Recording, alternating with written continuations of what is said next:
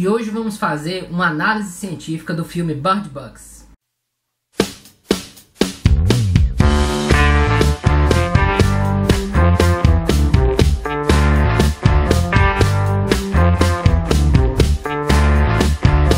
Olá amigos e amigas do mundo científico. Bom, a ideia aqui não é fazer uma análise do enredo, como tantos canais de YouTube já fazem dos filmes. Portanto, eu não vou fazer aqui uma análise da história do filme Bird Box, que é claro que é uma ficção científica. Portanto, se é uma ficção, vai ter um pressuposto que é claro que foge, digamos assim, à parte racional, que vai ser imaginativa. É óbvio, é evidente que as pessoas simplesmente olharem para algo e terem vontade de se matar, que isso é totalmente imaginário, impossível. Então não vamos entrar nesse mérito. Contudo, vamos olhar para o filme vendo algumas cenas que o filme mostra e que nos remetem para algumas temáticas que são interessantes de discutir. Esse é o objetivo do vídeo de hoje. Já deixando claro também que leves spoilers podem ser apresentados durante o vídeo.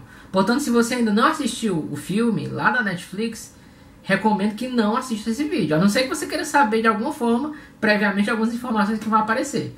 Mas já te adianto que vai ter algumas dessas informações previamente dadas.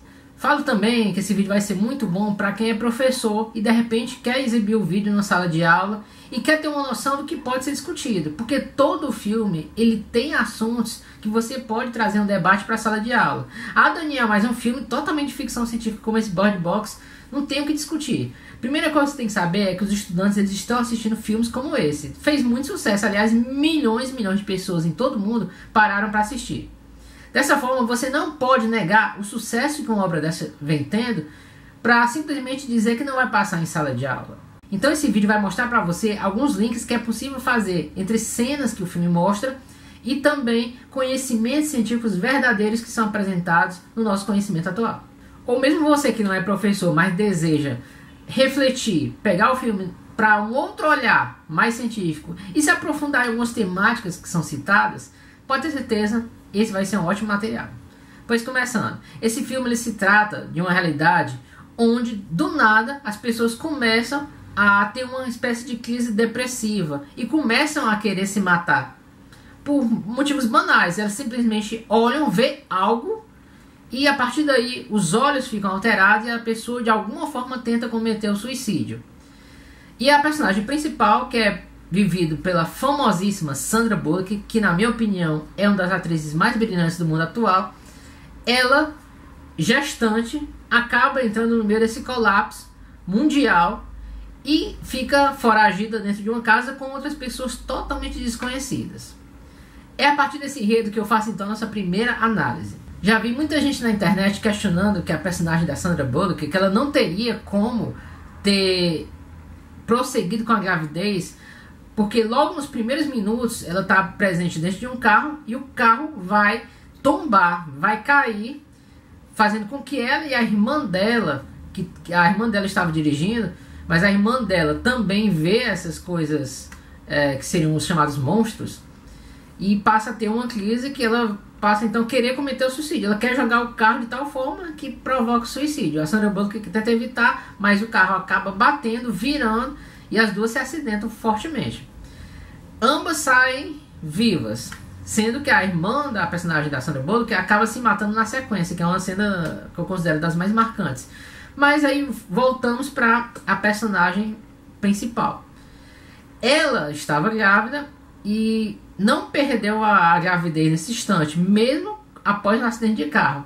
Da mesma forma, poucos segundos ou minutos depois, não lembro bem a cronologia, mas pouco tempo depois, ela correndo do caos que se instala, porque no trânsito tem várias pessoas também passando por isso, se matando, brigando, e começa o caos mundial a se estabelecer naquela região. E o fato é que ela cai, é meio que pisoteada por outras pessoas e mais uma vez não perde a criança. Então, é possível isso? E a resposta sim, é possível isso. E a melhor forma de convencer você de que é possível sim um bebê continuar ileso após a mãe se acidentar é um caso real que teve em julho de 2018 no Brasil, onde uma mãe estava num caminhão como passageira, o caminhão tombou e ela foi arremessada para o lado de fora. não bastasse ser arremessada, a consequência disso é que o abdômen dela se rompeu, fazendo com que a criança nascesse espontaneamente. E mesmo assim a criança nasceu ilesa. A mãe faleceu, mas a criança nasceu ilesa. Tudo isso por quê? E aí vamos agora para o detalhe científico que mostra que sim, não é qualquer pancada que leva ao fim de uma gravidez, como muita gente pode pensar. Porque o bebê está envolto pelo útero, que é, digamos assim, um órgão onde o embrião vai se abrigar. E lá dentro desse útero vai ter uma bolsa chamada de âmnion. O âmnion vai ter dentro de si o líquido amniótico. E esse líquido amniótico, que é um líquido de cor levemente amarelada, por um volume de 800 ml a mais ou menos 1 litro, ele vai servir como uma bolsa que protege a criança, que protege o embrião durante a gestação. Protegendo o bebê contra choques mecânicos, pancadas, protegendo contra infecções, fazendo com que a temperatura fique constante para aquele embrião que está se desenvolvendo. E ainda evita infecções. Outro ponto que o filme traz é a questão dos pássaros. Seriam os grandes sinalizadores de que algo está errado no ambiente. Por exemplo, quando as folhagens estão se movendo pela presença desses monstros, que o filme não nos mostra a nós espectadores em momento nenhum, mas os pássaros detectam que esses seres estão ali presentes, avisando então aos demais que devem ficar atentos para não olhar para essas criaturas, porque senão eles vão acabar cometendo suicídio. É claro que pássaro, para a ciência oficial, pelo menos, nada que a ciência oficial tenha entendido até hoje, que ele pode ver algo sobrenatural, até porque a ciência oficial não admite ainda, pelo menos, não sei se vai admitir algum dia, ou se vai ter estudo que comprove tais questões, que eu não vou entrar no mérito aqui, mas a ciência oficial não entende que pássaros possam ver coisas sobrenaturais.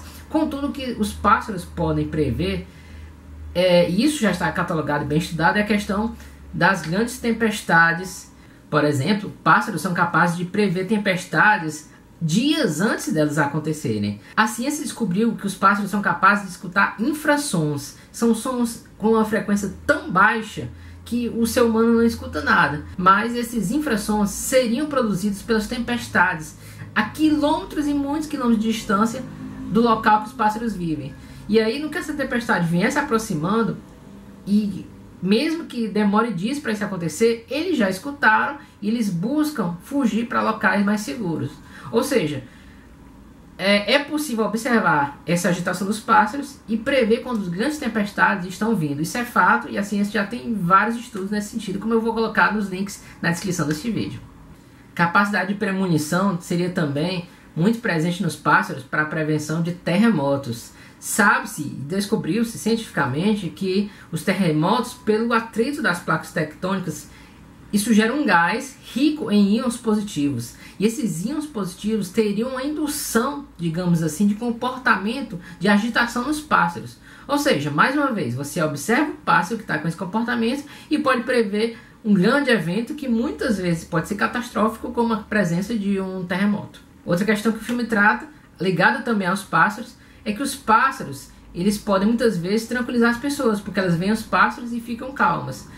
A ciência oficial admite, através de estudos, que a própria presença dos pássaros e os seus cantos acalma o ser humano, tanto é que são muito utilizados na luta contra a depressão. E agora vamos falar precisamente da depressão.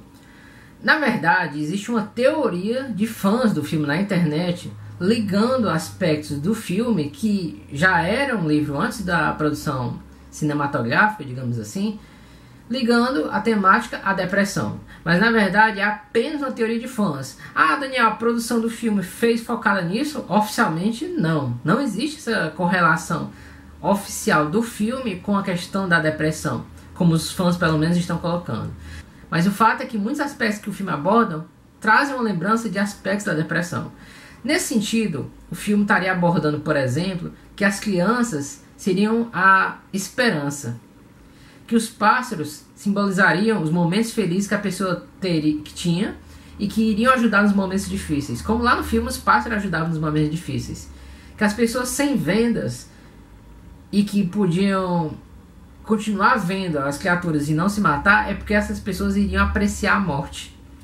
Da mesma forma, as pessoas, os personagens do filme, principalmente aqueles confinados na casa, todos eles estariam ligados com alguma coisa ligada à depressão. Por exemplo, a questão do parto, muitas vezes gera a depressão pós-parto. Outro, a questão da perda da esposa, do esposo. Enfim, são aspectos que poderiam culminar na geração de uma depressão. Mas o que é a depressão? A depressão vai muito além de simplesmente ficar triste, como muitas pessoas podem pensar.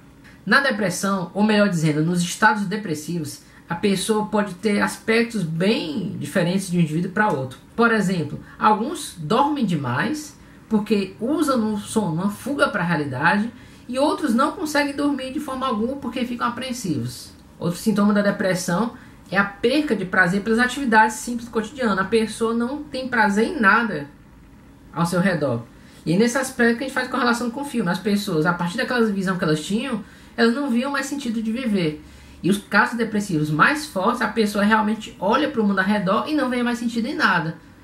Tanto é que muitas vezes, se não for tratado, se não tiver uma ajuda, um acompanhamento, há casos da depressão que levam ao suicídio. Outro sintoma da depressão é a pessoa ficar agitada demais ou então lenta demais. Mais precisamente, então, a pessoa pode ter esses pensamentos de suicídio, como se fosse uma voz falando para ela se matar. E aí vem mais uma vez a correlação com o filme. As pessoas, mesmo utilizando venda, poderiam e continuavam escutando vozes que induziam elas a tirar a venda e, consequentemente, se matar. Essas vozes ficavam falando o tempo todo, mostrando para as pessoas que elas deviam ir por esse caminho. E as pessoas que têm depressão muitas vezes relatam isso, que é como se ficasse um forte pensamento na mente delas, dizendo que sim, que não tem sentido nada, que ela tem que morrer e que essa seria a única solução. Outro aspecto que o filme trata é a questão de dirigir sem estar enxergando. Bom, a primeira coisa que eu tenho que alertar: não tentem fazer isso de forma alguma. A Netflix já foi notificada de vários casos de pessoas tentando dirigir com vendas sem enxergar, o que é um absurdo. Mas, cientificamente, seria possível uma pessoa dirigir sem estar enxergando? Bom, utilizando as tecnologias atuais. Você sabe que existe carro que hoje em dia não é preciso de sequer de motorista, que ele se autodirige sozinho, tipo os carros do Google, por exemplo. Claro que um carro desse seria possível, basta você sentar. Isso já existe, não só dele. Existem carros que se vendem com um preço bem elevado, mas que você simplesmente senta, diz para onde quer ir e ele vai.